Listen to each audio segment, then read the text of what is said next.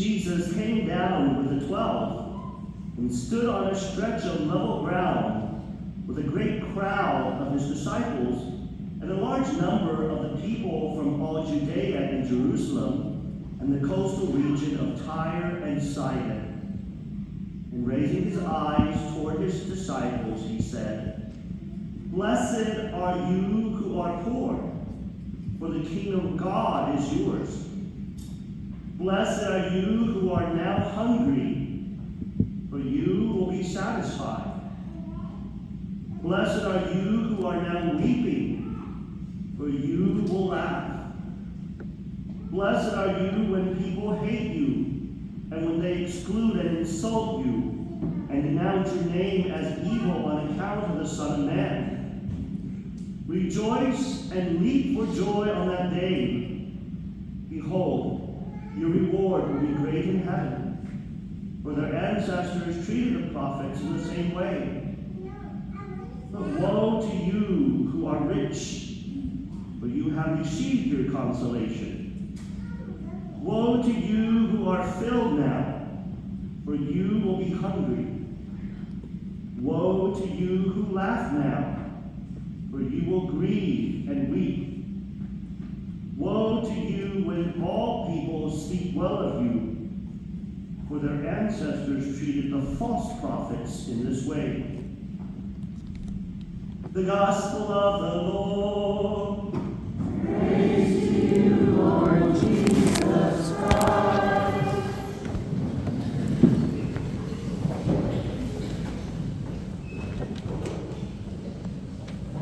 If I ask you, would you rather have happiness that only lasts a few years, but then it'll end? Or would you rather have happiness that will last forever, even into eternity? Which one would you choose? I hope everyone will answer, I want the one that lasts through this life into eternity. That hopefully you don't want happiness just for a little while and then it ends. You see, this is what the Lord is trying to offer us through his teachings today. Christ has come into the world to bring us the joy, a joy that isn't rooted in this world. Because if it's rooted in this world, it's going to be necessarily temporary. But Christ desires to give us a joy that is rooted in God. And because it's rooted in God, then it will last forever. And so then, what's the criteria for this everlasting joy that the Lord truly wants each of us to have? He tells it to us. It's not a secret. Jesus wants us to be filled with joy in this life into the next. And so, today he gives us the Beatitudes. Now, if you listen carefully, these Beatitudes are not the usual ones that we're accustomed to. The usual ones that we're accustomed to are taken from the Gospel of St. Matthew. There's 8 Beatitudes. Today's Beatitudes, there's only 4. And they're coupled with Woes. W-O-E-S. That's a word that we normally don't use in modern day English. What is a woe? A woe is a warning. A warning of something bad that will come later. And so today what Jesus teaches is he gives us the Beatitude, the blessed. Happy are you if you do this. But here's the warning. The warning is if you don't do this, this will come to you. And so that's the way I want to read it back to you and explain each of the blessed and woes. They go together for us to understand. So Jesus first starts off with, "Blessed are you who are poor, for the kingdom of God is yours. But woe to you who are rich, for you have already received your consolation." First of all, a clarification. Is Jesus condemning having stuff? No, he's not. Is Jesus saying, if you're rich, you're automatically going to hell? He is not.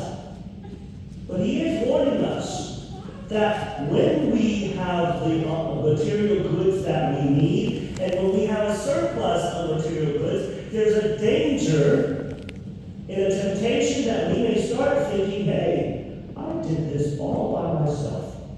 I made it myself. I'm going to use it just for myself. And there's a danger of wealthy people becoming selfish people.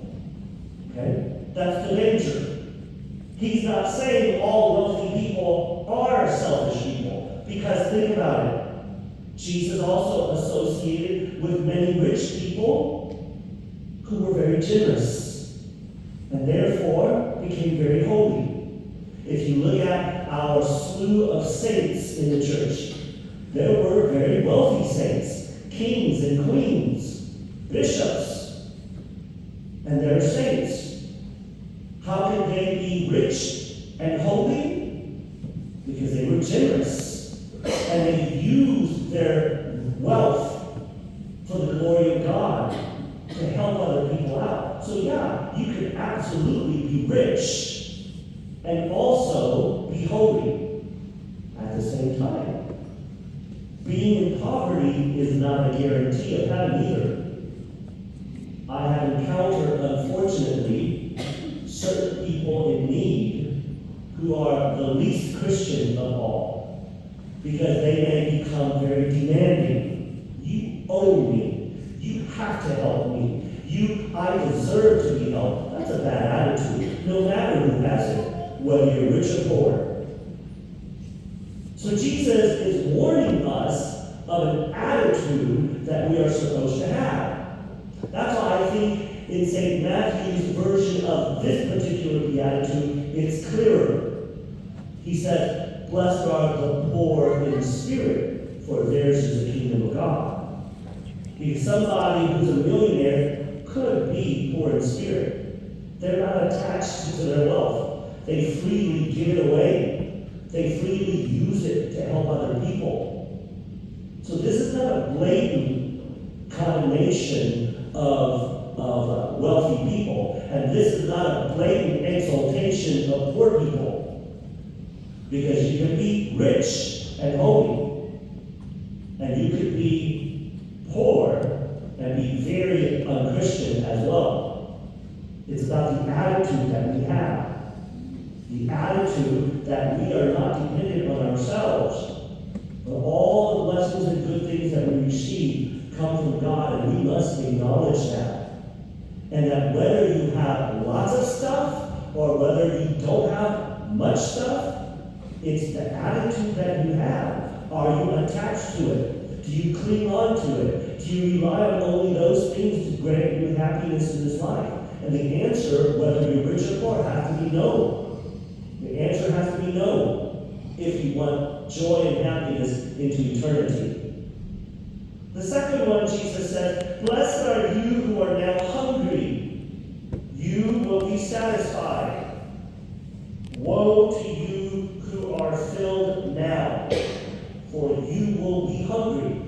Again, is Jesus saying that you need to stay hungry all the time? No. What he's saying is, what fills your hunger? What fills you that makes you satisfied with life? Is it only food and drink? Is it money, pleasure, material goods? Is it your hobby? What fills your life? And what helps you become satisfied? That's the question. And necessarily the answer needs to be God. God fills me. God makes me satisfied. Following his commandments and doing his will brings me joy. That's what the answer needs to be, and we need to learn from it. Now, does it mean you can't enjoy the good things of this world? No, you can. However, you enjoy them with moderation. And that's why when we look at the virtues of the church, that the church gives to us, prudence, moderation, temperance, that's a virtue, so that we don't use too much of the goods of this world, that then those goods become bad things. Like drinking is okay. But drinking too much and getting drunk, that's bad. Eating and enjoying food is okay. But becoming gluttonous and you eat so much that then you get sick, that's bad. You see, the good, legitimate things of this world are provided for us to enjoy. However, enjoy them in moderation. And the question to us is, what ultimately gives you the fulfillment of joy in life? And hopefully, as you mature in your spiritual life, you've come to discover the answer is nothing